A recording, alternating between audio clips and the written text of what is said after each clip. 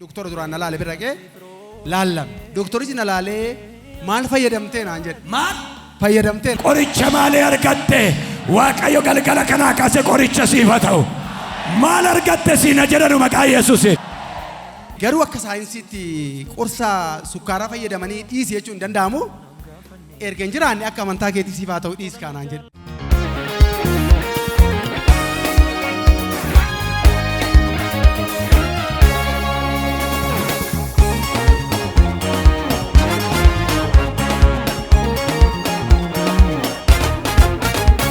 Waaqayyo obboleessi keenya kun Arsiirraatti kan isaan dhufanii dhukkuba sukkaaraaf dhukkuba giffiitiitiin rakkatu kadhata marsaa 32ffaa yeroo darbe dhufaniiti kan isaan turan tajaajilamanii ba'anii yeroo sana yogguu kadhatanii fi ba'anii ilaalamanii noormaali ta'anii deebi'anii turan.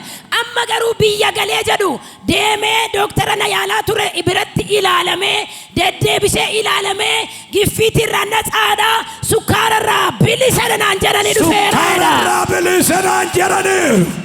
Hallelujah. Ciao ya sukkara inani malo. Gifiti danis ciao jalana balati. Dhukkuba wal unduma walitti qabate ciao eda malo.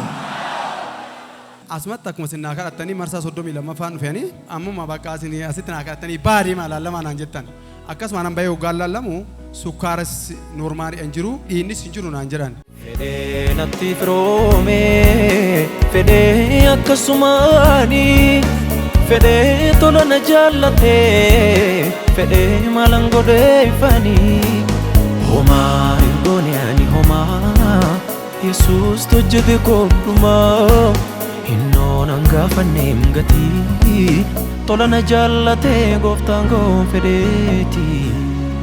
Galee immoo gaafan torban guutuu asirra torban lama hin ta'a walumaa galatti gaafa torban lama magaalaa Asallaa dhaqeen doktora duraan na laale bira dhaqee laallam. Doktorichi na laalee maal fayyadamtee naan jedhe. Maal fayyadamtee naan jedhe. Maal galgala kana maal fayyadamte? Qoricha maalee argatte?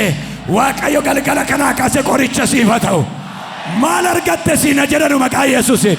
Maal argatte siina jedhanu maqaa Yesuusiin. Ani kadhannaan deemee akkanatti kadhannaa buutaa kanatti naa kadhatanii jedhe tanan itti hime. Inni immoo amantaan isaa ortodoksiidha. Kadhannaa kana itti amanuu hin dandeenye. Itti amanuu hin dandeenye.